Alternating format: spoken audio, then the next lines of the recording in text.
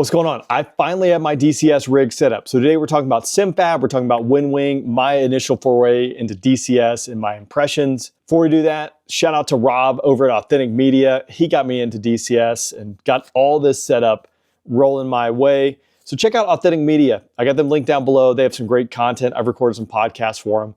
They got a lot of really great people that have done some cool stuff over there at Authentic Media. Shout out to Tricker. You guys might know Tricker from DCS or over on YouTube.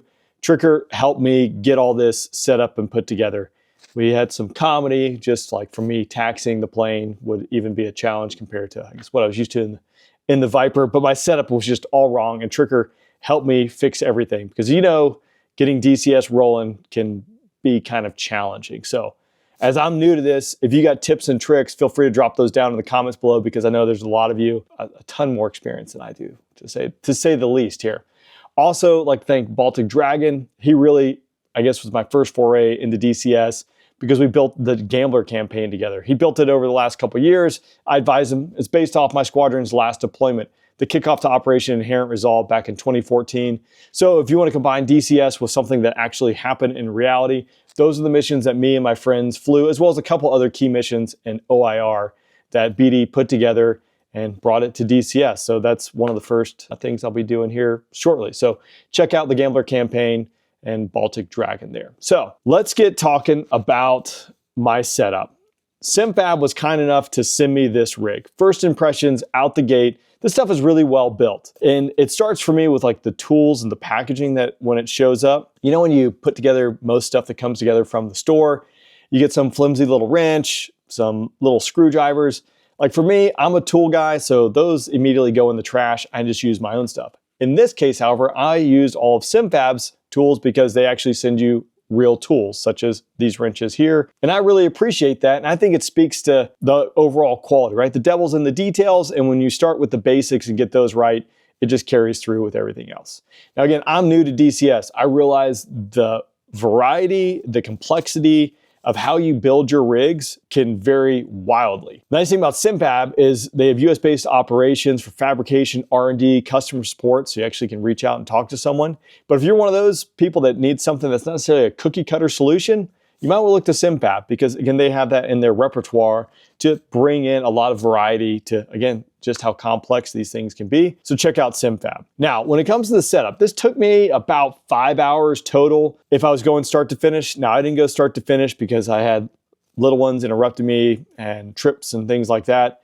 I'm pretty handy and mechanically inclined, so I'm usually able to move through things pretty quick. So I had to add the throttle, PTO, upfront control panel, keypad, chairs, stick, and then the monitor. So a couple pieces right there for perspective. And obviously, as you watch the video, you can see what has been built into this. There were times where I had to take things off the plates. I put them on there. The throttle being one of those cases.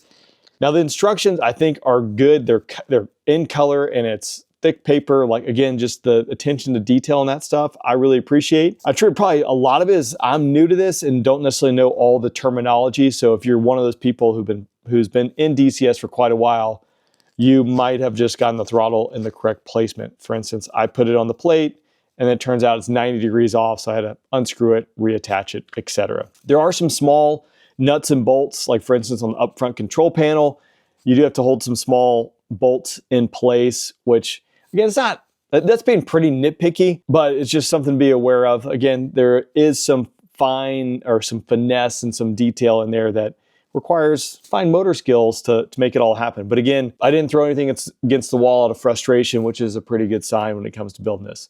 Then overall, again, just the sturdiness, you know, from like the knobs and bolts, the metal tubing to hold us together, it's just very sturdy and this rig doesn't move, which is what I want, right? Viper, the side stick doesn't move other than like a 1/10 of an inch.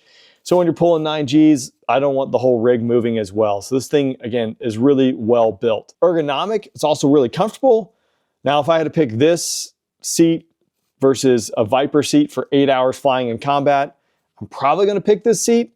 Now, I haven't sat in this seat for 8 hours, but it is pretty comfortable.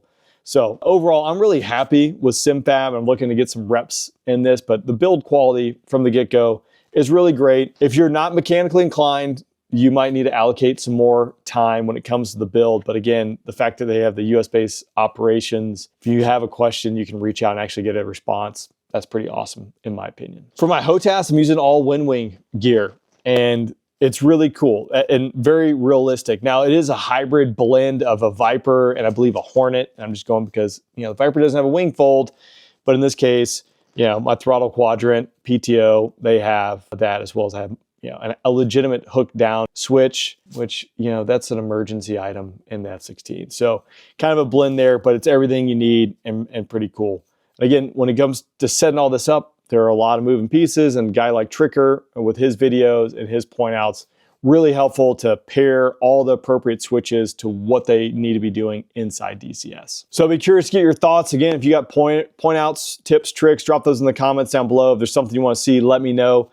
But again, overall, my first impressions of the SimFab rig, I'm really happy with. Again, I don't have hundreds of hours on it, but you can just kind of tell it's a really quality build.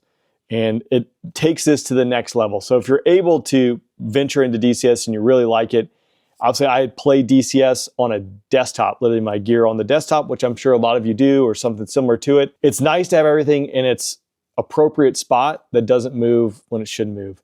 If you saw me taxiing with Tricker, my rudder pedals were all over the place, so I couldn't turn. It was quite comical. Unless you were like in a real jet, it would not be comical. But again, if you're taking the next step and upgrading your DCS setup, check out SimFab and the rigs they have, because again, it's just going to take your game to the next level.